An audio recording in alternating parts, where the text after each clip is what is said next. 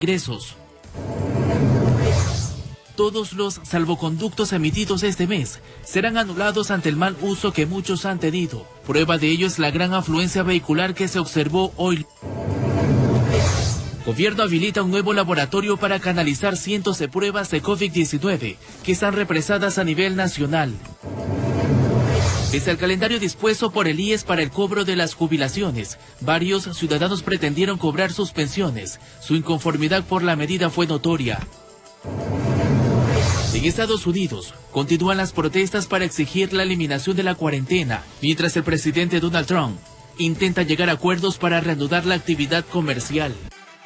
Así empieza la noticia, emisión estelar.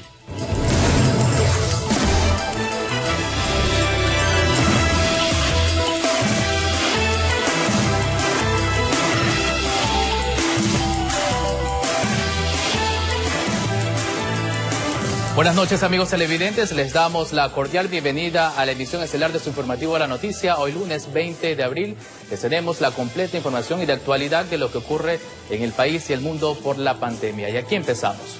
El viceministro de Salud Javier Solórzano anunció que se aumentó la capacidad de realizar pruebas rápidas en el Sistema Nacional de Salud.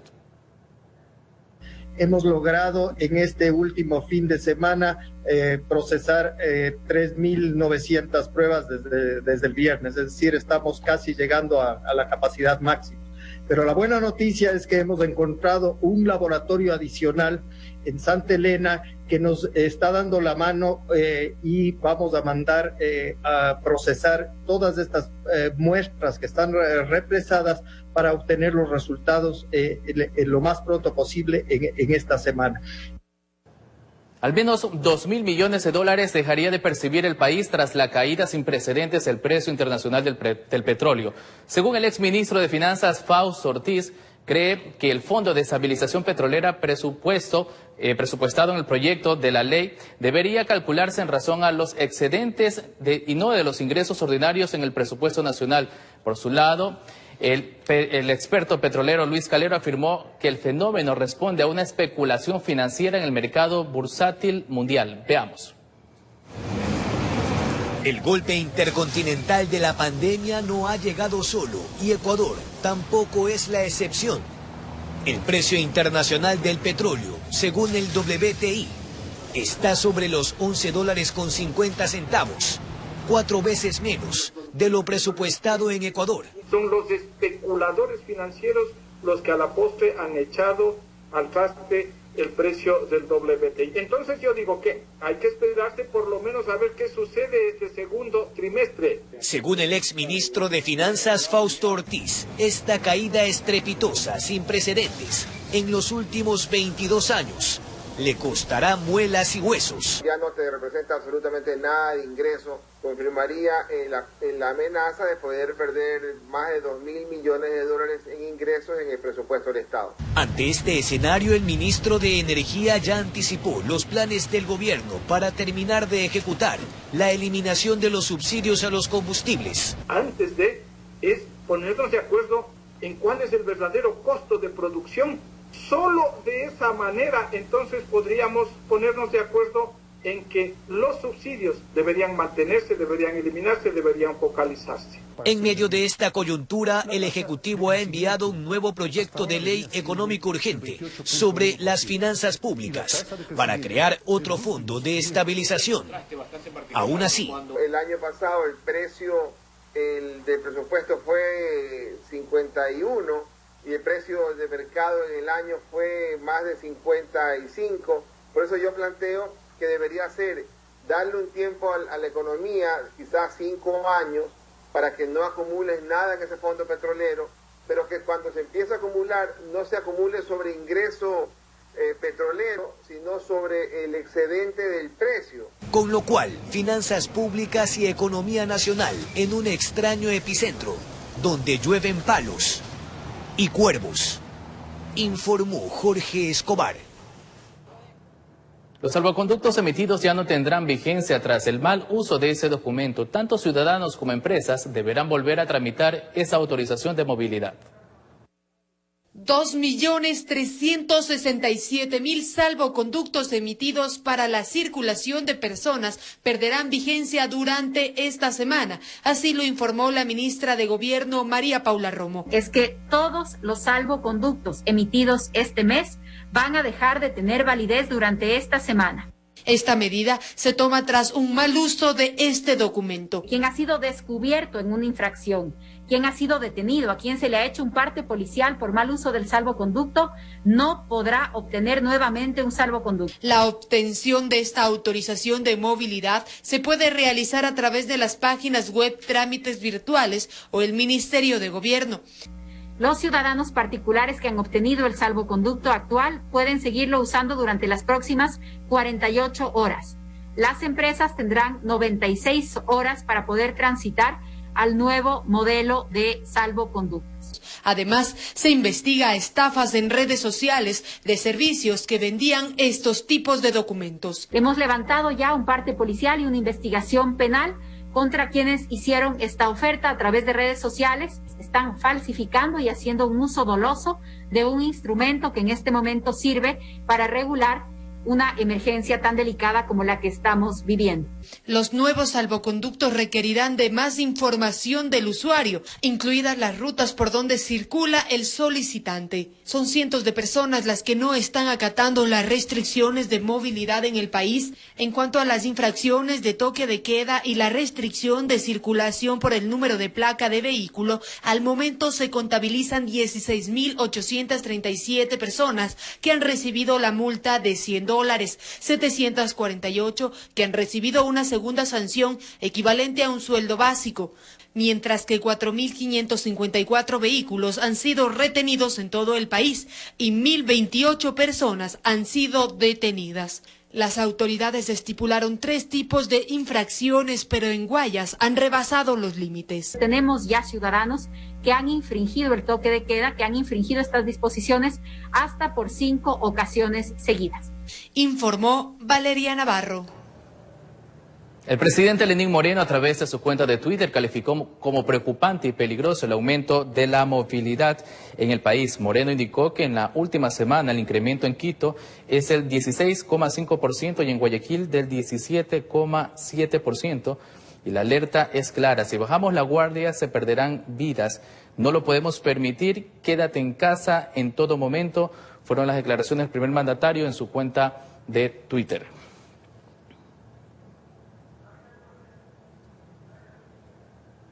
Largas filas se formaron este lunes al ingreso en Guayaquil en el puente de la Unidad Nacional. Esto se procedió también a retornar a los conductores que no podían circular, tal como lo estipula el calendario de restricción de movilidad. Carlos Julio Gurumendi nos cuenta más detalles en la siguiente nota. Así luce el puente a las 8:26. Estas imágenes corresponden al puente de la Unidad Nacional que une a Durán con la puntilla de San Borondón y Guayaquil. Este lunes 20 de abril solo tenían que rodar los carros cuyas placas terminan en 1 y 2.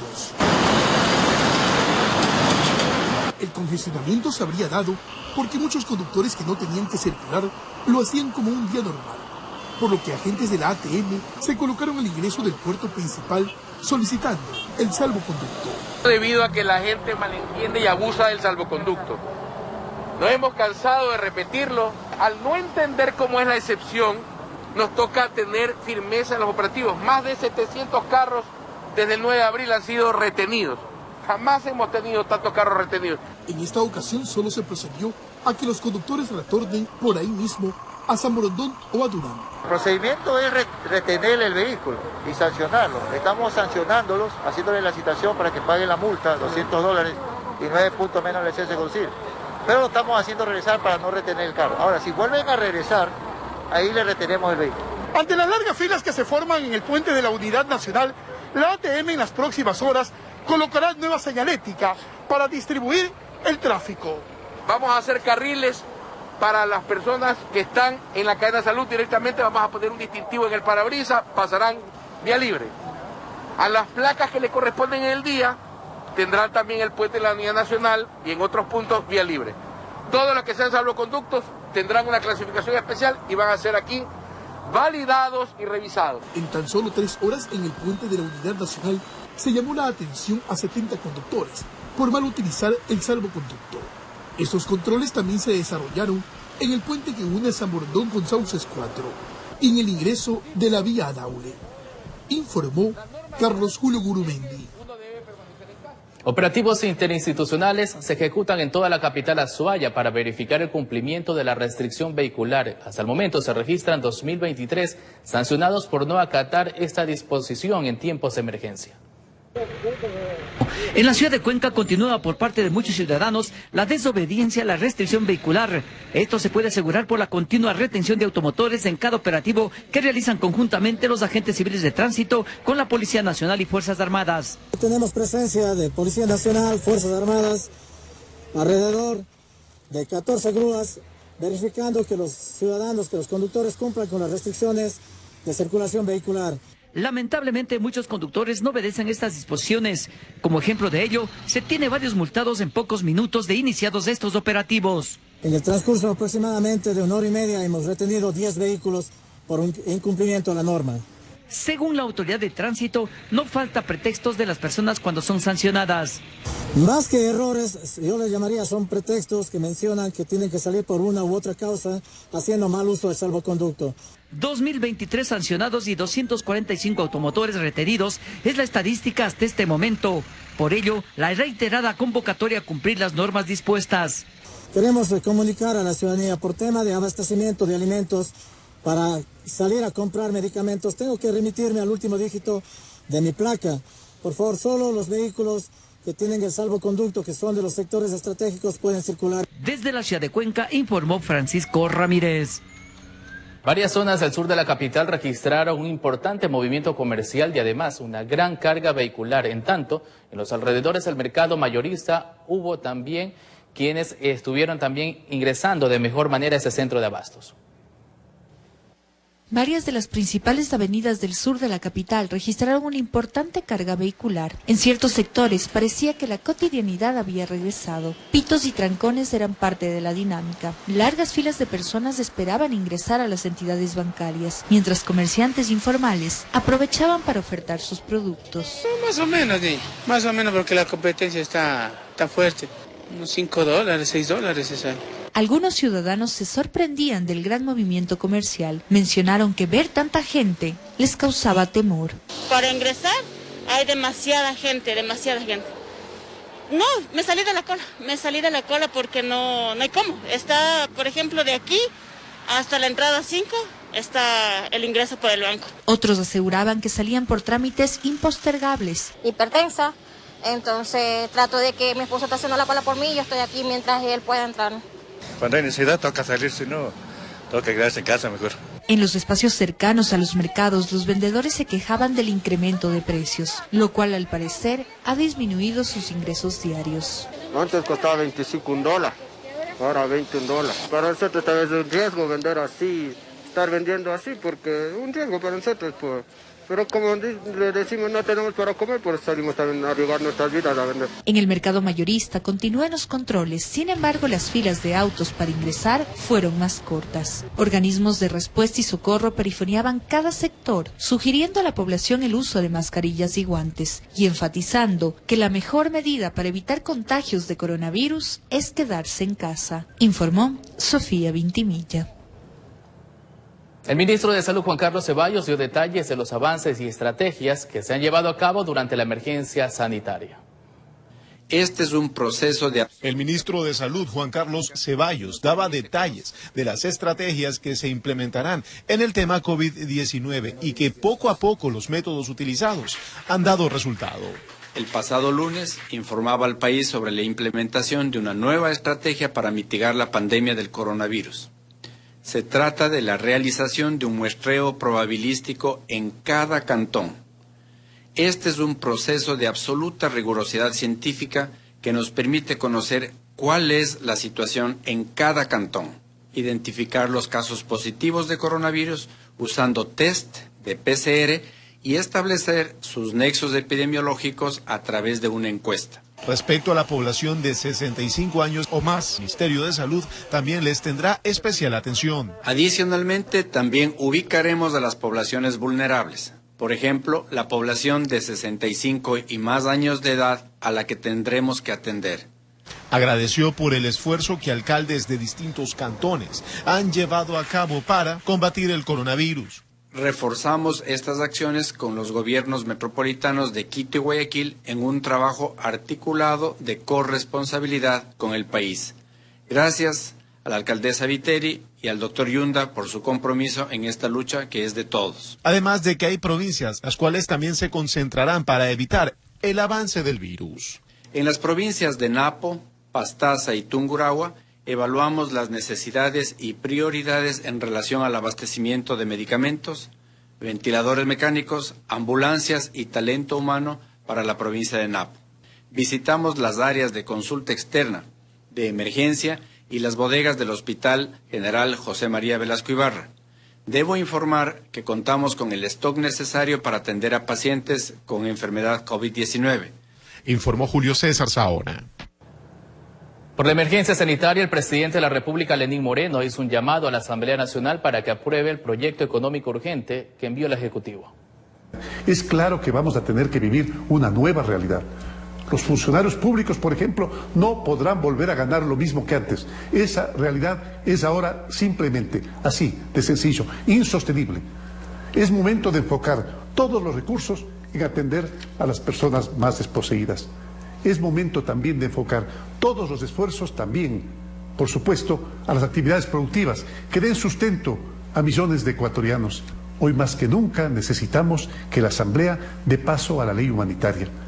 Insisto, señoras y señores asambleístas, necesitamos de urgencia que den paso a la ley humanitaria.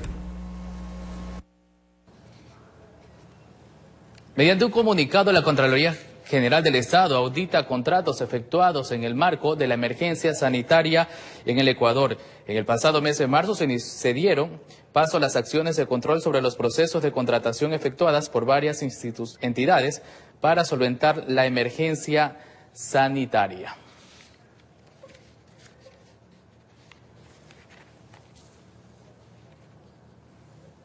El ministro de Finanzas, Richard Martínez, participó en la Comisión de Régimen Económico para explicar el proyecto de ley de ordenamiento de finanzas públicas. Martínez además indicó que el proyecto tiene viabilidad y que está en su ejecución. Esto podría mantener en práctica también el buen manejo presupuestado, la independencia de los GACS y transparencia de los recursos económicos del país. Escuchemos.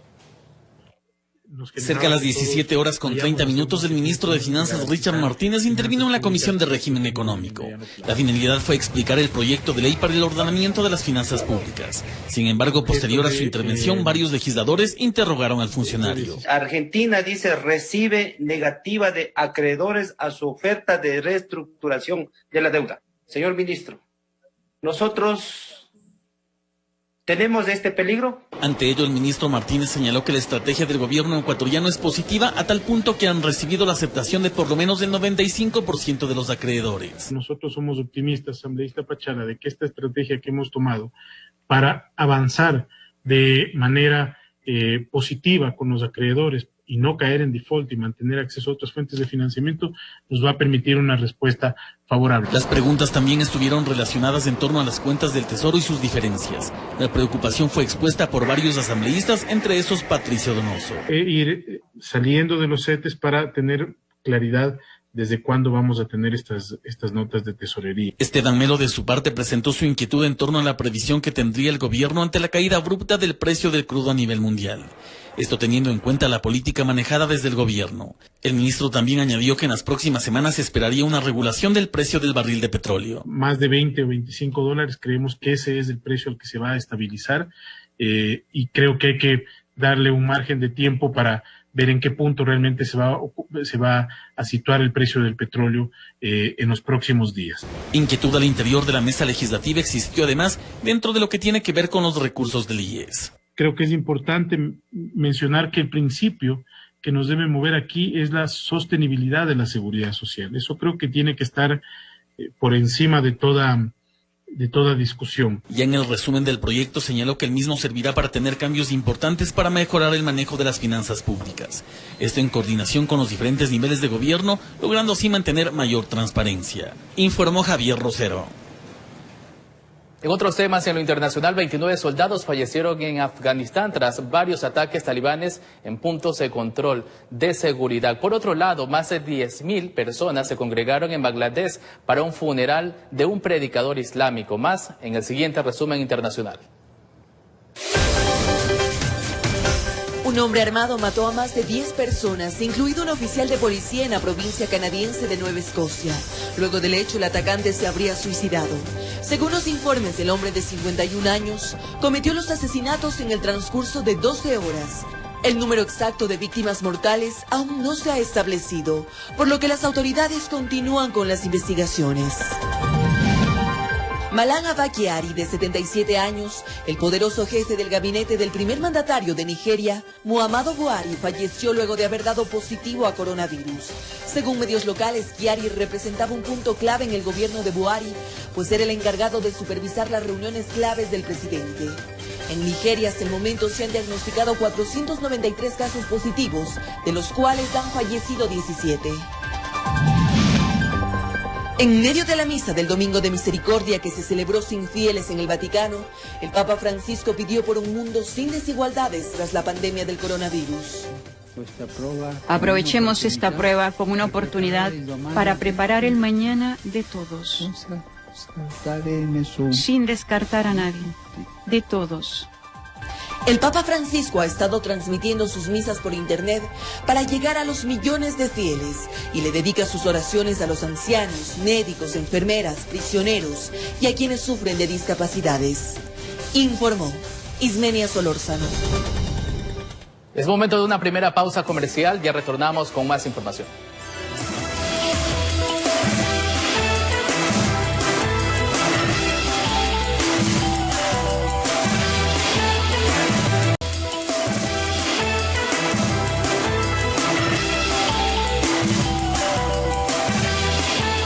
(22:35). Gracias por continuar con nosotros. Hoy en nuestro segmento Pruebas de Vida tenemos un nuevo caso con mensajes de esperanzas de un compañero que ha vencido el coronavirus. Adriana Peralta nos cuenta más en este segmento. Adriana, buenas noches. Charlie, amigos, muy buenas noches. Nuestro querido compañero José Luis Arévalo es otro sobreviviente de COVID-19. Y en la siguiente nota conozcamos cómo fue el proceso de convalecencia del Sol de la Noticia.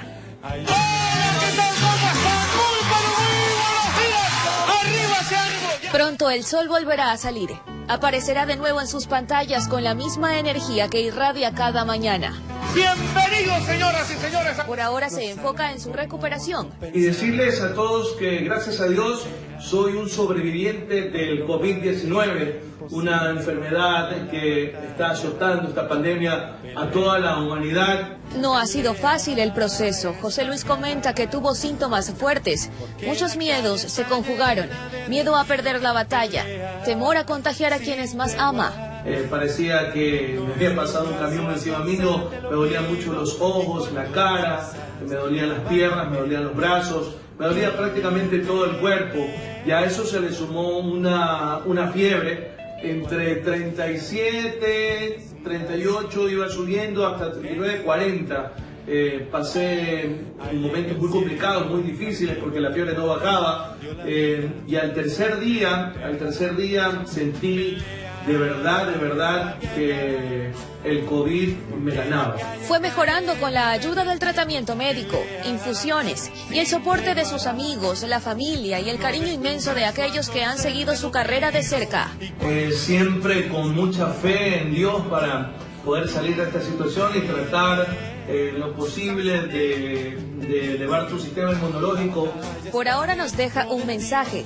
Hasta que nos volvamos a encontrar. Que Dios los bendiga, toda la gente que está atravesando esta situación de estar contagiado con el virus, el COVID-19, que tengan mucha fe, que tengan mucha fuerza, que tengan mucha esperanza para salir de este mal momento y que sigan cuidándose, que sigan protegiéndose, que se queden en casa, que es una situación sine qua non, una condición sine qua non que estamos viviendo ahora en estos tiempos. Así que a toda esta gente les mando un abrazo fraterno de todo corazón y espero que estén bien. Hasta siempre.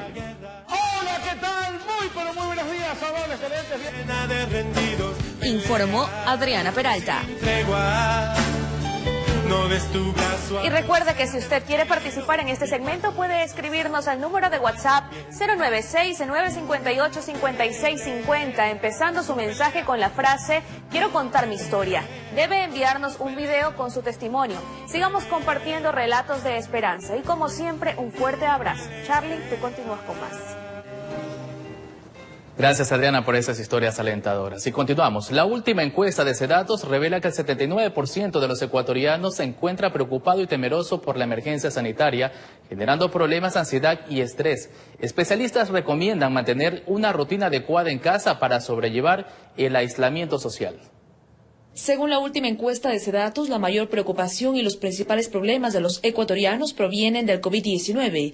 El temor al contagio y las dificultades de acceso a los servicios de salud están en un 42%, la situación de crisis económica y la desocupación en un 26%, la escasez de alimentos y medicinas 17%, la cuarentena, la separación familiar, la violencia y la indisciplina de la población un 15%. Algunos de estos factores pueden generar emociones fuertes que se agudizan en ciertos trastornos como depresión, estrés y la falta de sueño, que provoca el aislamiento social y la falta de actividad rutinaria. Aproximadamente un 45% de la población tiene algún trastorno del sueño y la causa más frecuente, alrededor del 35% de la población, tiene insomnio. Según el doctor Jorge Pesantes, presidente de la Sociedad Ecuatoriana de Neurología, la situación de tensión y nerviosismo puede desencadenar en somatización, es decir, mostrar síntomas de la enfermedad cuando en realidad no la tenemos. Esto puede entrar dentro de los síntomas del trastorno de ansiedad si no se encuentra una causa orgánica y si es que estos síntomas están produciendo alteraciones en la calidad de vida del paciente. Debe utilizarse medicamentos, pero que sean prescritos por un médico. Otros datos de la encuesta revelan que en el aislamiento un 24% de la población trabaja desde casa y un 28% no ha podido trabajar ni estudiar. También hay otra preocupación por la extensión de la cuarentena, por lo que el especialista recomienda hacer las actividades con horarios regulares, horarios de sueño normal, actividad física, tener una dieta adecuada, tratar de acceder a las noticias adecuadas. La encuesta concluye que el 79% de los ecuatorianos temen no poder enfrentar la situación sanitaria. Sedatos consultó a 1.386 hogares por sectores de 8 ciudades del país. Informó Priscila Cadena. La subsecretaria de Educación, Alexandra Higgins, reiteró que en los establecimientos educativos de la región Costa no empezarán las clases virtuales en el mes de mayo. Aquí las declaraciones de la funcionaria. La disposición es tanto para planteles fiscales, particulares, bachillerato internacional del régimen COSTAM e insular, que, de acuerdo al COE nacional, no empezarán las clases hasta segunda orden. Y a todas. La subsecretaria de Educación informó acerca de las posibles metodologías de estudios a implementarse. Que hay diferentes formas de educación en línea. Por ejemplo, hay educación sincrónica, es decir, que está conectado al mismo tiempo que el profesor, y asincrónica, es decir, no está conectado todo el tiempo. Hay programas de televisión y de radio. Y hay también, por supuesto, las guías pedagógicas que se van a entregar. Manifestó que los establecimientos particulares no tienen la obligación de bajar los costos de las pensiones. Sobre los temas a impartirse durante las jornadas de clases, indicó lo siguiente. Lo primordial es la educación de emergencia, así se llama internacionalmente. Y la educación de emergencia quiere decir que los contenidos que se dan en esta época están muy relacionados con el manejo emocional y con la contención emocional. ¿Cómo van a ser los estudiantes que están fuera del país? En el caso de estudiantes que se han quedado en otros países, hay dos posibilidades. Si es que es de colegios fiscales, pues va a poder acceder, desde donde sea que esté, va a poder acceder al portal educativo. Dijo que los cambios de establecimientos pueden realizarse a partir del 4 de mayo a través de la página juntos.educacion.gov.es. Requieren tener a mano la cédula de identidad suya, de su hijo. Requiere tener la planilla de luz, requiere tener un número de teléfono de contacto y un correo electrónico. Recordó el link para descarga de libros, el cual es recursos2.educacion.gov.es/textos/, así como el correo para consultas z8@educacion.gov.es. En cuanto a los docentes, dijo que más de 76.000 educadores se han sometido a un proceso de capacitación. Informó Jorge Salazar. El porcentaje de descuento en pensiones en instituciones particulares está en debate. Representantes del sistema educativo privado solicitan a las autoridades que se profundice el tema, ya que varios establecimientos tienen problemas económicos. La propuesta del gobierno de aplicar un descuento de hasta el 20% en las pensiones de planteles particulares consta en el proyecto de ley de apoyo humanitario. En la Comisión de Educación de la Asamblea Nacional se analiza si el porcentaje debe incrementarse. Por otro lado están los representantes del sistema educativo privado, quienes solicitan que se profundice el tema de acuerdo a la realidad de cada institución. Una vez que realmente las dos partes se ponen de acuerdo, es que tú puedes decir, ok, vamos a bajarnos del 10, del 20%, pero en consenso. No se puede realmente, hacer tabla rasa de cada una de las realidades que vivimos. Pablo Ponce, gerente general de una unidad particular, asegura que un descuento de forma general puede poner en riesgo la educación privada. Las federaciones de este sistema educativo enviaron una carta al primer mandatario. Y es una realidad, en este momento te digo, dramática. Muchos de los colegios que nos reunimos y todo dice, nosotros nos vamos a declarar en bancarrota, nos vamos a declarar en quiebra porque no podemos seguir adelante. Esa realidad no le conviene al país. En el proyecto de ley consta que en el caso de que las unidades privadas realicen el descuento de al menos del 20%, el gobierno podrá entregar ayudas mediante compensaciones monetarias o no monetarias para cubrir parte de la pensión en segmentos de la población vulnerable. El ministro de Inclusión, Iván Granda, explicó el mecanismo. Compensaciones de hasta el 20% por 8 meses a instituciones educativas, con pensiones de hasta $500, y ese presupuesto tiene $171.1 millones. Por el momento, el porcentaje de descuento en pensiones está en debate. Las clases en el régimen Sierra y Amazonía siguen de manera virtual, mientras que se suspendió el inicio del nuevo periodo escolar en la región Costa y Galápagos. La ministra de Gobierno, María Paula Romo, se pronunció sobre la educación superior. Y las universidades, como usted bien lo dice, muchas han seguido ya su propio calendario para poder mantener sus actividades en línea. Informó Priscila Cadena. Según la alcaldesa Cintia Viteri, en una semana la sectorización permitió atender cerca de 300 pacientes con COVID-19 en 2 hospitales el día. De ellos, 27 requirieron asistencia con tanques de oxígeno. Jorge Escobar con los detalles. Antes era la muerte la que topaba la puerta de sus casas.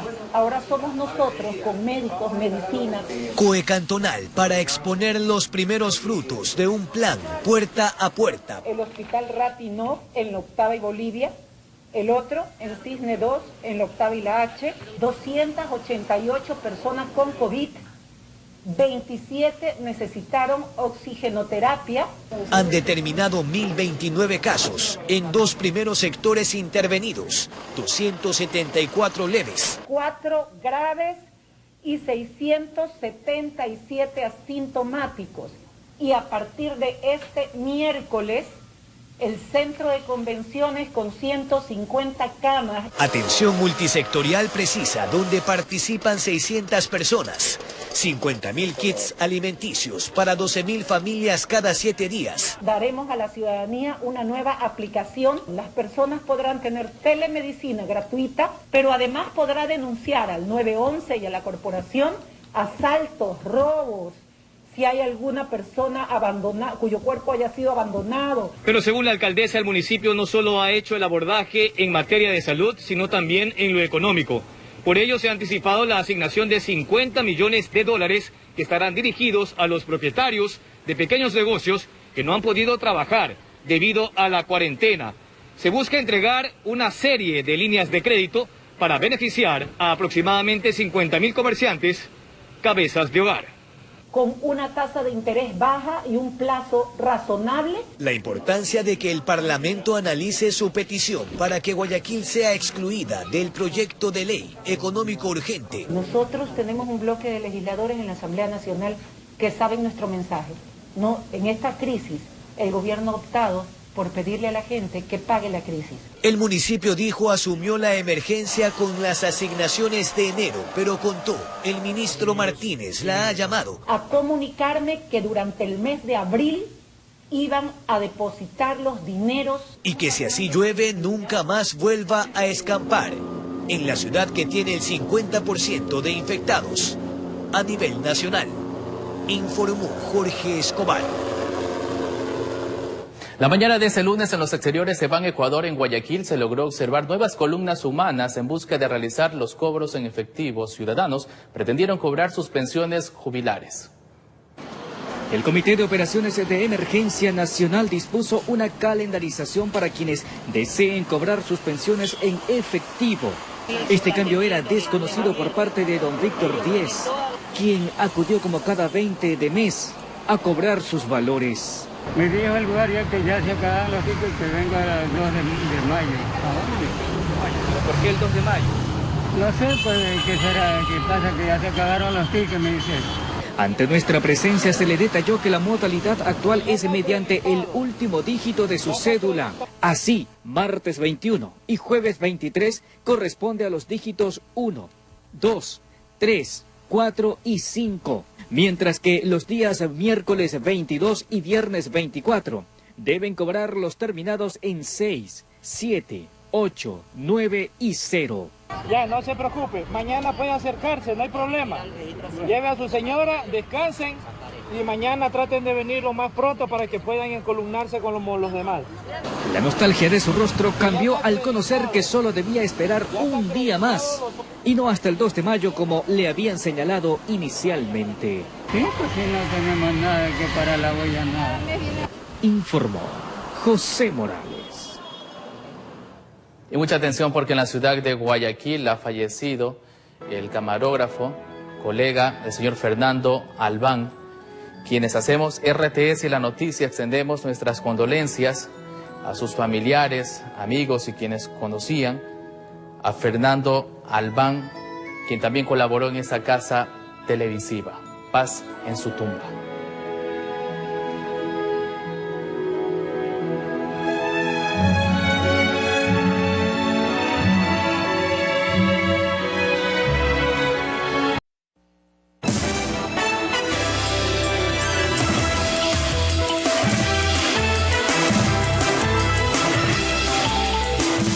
Horas 54 minutos. Gracias por acompañarnos y continuamos. Autoridades colombianas se muestran preocupadas por el supuesto paso de ciudadanos ecuatorianos que estarían aparentemente huyendo del aumento de contagios del territorio nacional, y eso lo harían a través de pasos de frontera. Esta información fue desmentida por la primera autoridad de Carchi.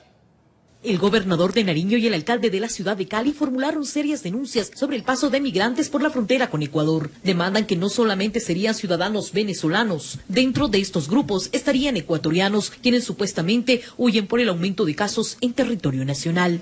Que en la medida en que la epidemia en Ecuador y hay una crisis, cantidades de ecuatorianos, venezolanos y personas de otras nacionalidades vienen ingresando por el sur del país, potencialmente convirtiéndose en diseminadores del virus por todo el territorio nacional. Para el gobernador del departamento vecino, el cruce de migrantes a los diferentes municipios podría significar un colapso de los puestos de salud ubicados en los poblados cercanos al cruce del límite fronterizo, que solo brindan atenciones primarias. Las guardias indígenas, los hospitales de campaña que se necesitan en frontera, que debe ser asumida con articulación con todos los niveles y sobre todo con el fortalecimiento con recursos. Pese a los esfuerzos de la fuerza pública, ejército y policía, a lo largo de los 37 pasos de frontera, los migrantes buscan las mínimas oportunidades para poder internarse, ya sea en territorio colombiano o ecuatoriano, convirtiéndose esto en una problemática alarmante, lo que obliga a ciudades como Cali a tratar de cerrar sus ingresos. Si no se lograse contener la población que ingresa por la porosidad de la frontera con el Ecuador, nos tendríamos que ver obligados a la responsabilidad de bloquear los ingresos a la ciudad de Cali por el sur. Para el gobernador de Carchi, esta información no sería real. Los operativos registrados en la zona de frontera solo detallan a ciudadanos venezolanos que por grupos mayoritarios intentan pasar a Colombia. No está dentro de lo que es el análisis pertinente. Lo que tenemos es una alta incidencia generalmente de migrantes venezolanos. Los ecuatorianos no estamos saliendo, estamos manteniéndonos en nuestro país. Hasta el momento, Nariño registra 47 casos frente a los 35 positivos que hay en Carchi. Por ello, se solicitará explicaciones ante las declaraciones de las autoridades colombianas. Nariño tiene una gran incidencia en el tema de los casos COVID. Entonces nosotros, tenemos que ser bastante cautos con este tipo de información. Son personas, generalmente migrantes, las que están haciendo este tema de desplazamiento. Con imágenes de José Cedeño desde Tulcán informa Miriam Enríquez.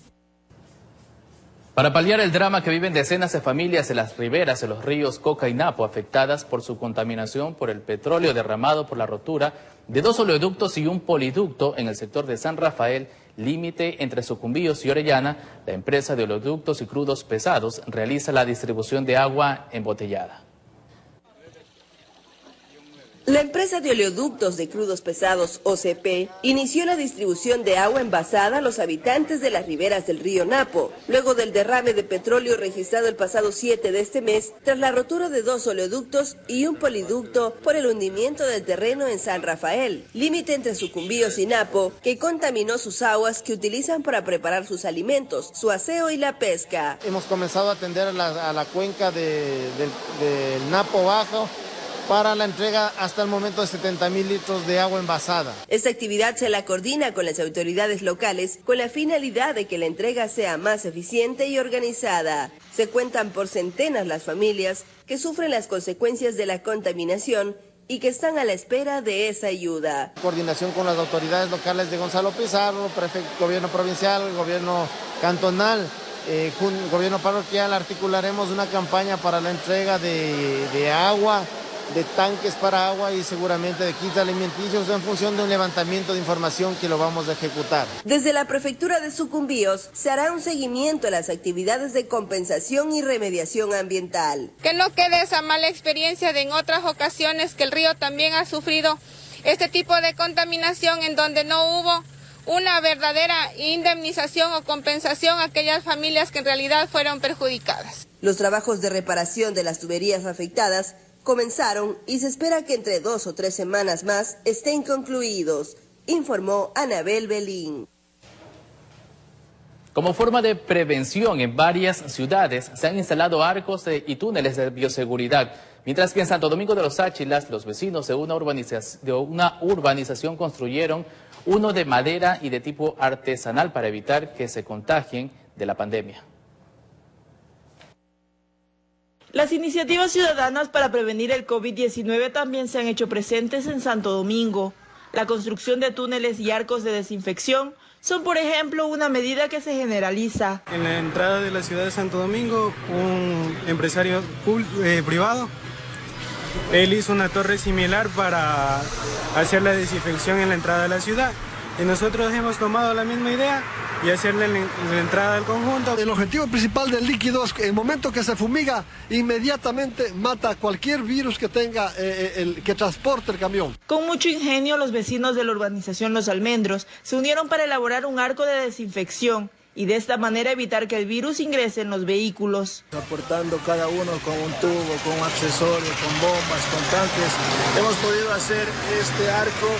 Para la desinfección, ellos utilizan químicos amigables con el medio ambiente e inofensivos para los seres humanos. El amonio cuaternario es el único químico probado, el amonio de 5ª generación, con el cual se puede fumigar y que se tiene la exactitud de que a los 30 segundos la bacteria muere. Empleando elementos primero que sirven para realizar la limpieza. En segundo lugar, que sean biodegradables. Esto quiere decir pues que seamos conscientes tanto con el ser humano como con el ecosistema.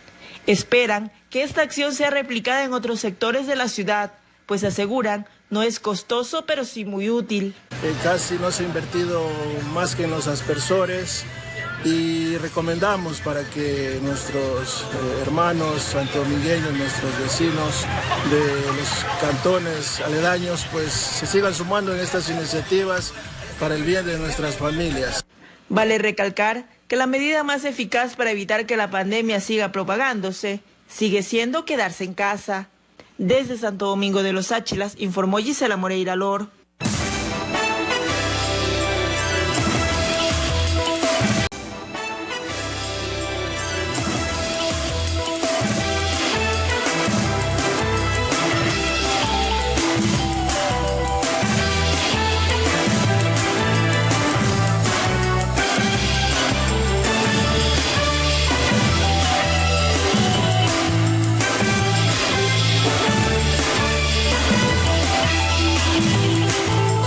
A esta hora hacemos contacto con nuestra compañera Marcela Constante, quien se encuentra en Loja y nos tiene más información. Marcela, te escuchamos. Buenas noches. Muy buenas noches, amigos. Nos enlazamos en el sur del país, en la ciudad de Loja, para contarles que los operativos se vienen realizando por parte de la Policía Nacional y las Fuerzas Armadas. Pero para conocer más detalles nos encontramos con el coronel Wilson Pavón, jefe de la subzona. Coronel, coméntenos la situación que está viviendo la provincia de Loja y el trabajo que ustedes vienen realizando. Buenas noches. Buenas noches a todas las personas que nos están escuchando y viendo a la vez. Estamos aquí en la vía Loja-Zamora, uno de los operativos puntos de control después del toque de queda. Estamos analizando inclusive las personas que están circulando, saliendo de la provincia de Zamora e ingresando a la provincia de Loja. Es importante para que ustedes observen, todas las personas tienen que respetar el salvoconducto, sobre todo para su actividad específica. Esta es una de las actividades que está realizando en la ciudad de Loja, Policía Nacional, en coordinación también con la Unidad de Control de Tránsito de Loja. Coronel, en el tema de los salvoconductos, las medidas que se vienen son un poco más fuertes. ¿Se espera que la policía tome el mismo control en este sentido? Bueno, los controles siempre han estado ahí, y lo que nosotros en este momento, al observar las nuevas medidas para realizar ya el control, el uso de estos documentos va a permitir filtrar de una mejor manera qué uso le está dando este documento la persona beneficiaria, si está alineada a su actividad específica, que tendrá que registrarla, sobre todo la ruta que en este caso el vehículo va a usarlo. Estos son filtros importantes y que se han ido perfeccionando para lograr un control eficiente. Muchísimas gracias, amigos, por contarles que son 121 casos los que se encuentran acá en la ciudad y provincia de Loja y 7 personas fallecidas. Con este informe continuamos en estudios. Muy buenas noches. Gracias, Marcela. Buenas noches. Así finalizamos esta emisión estelar. Los esperamos mañana con más información a las 5 de la mañana con 45 minutos en el Despertar de la Noticia. Ahora los dejamos con Copa. Buenas noches.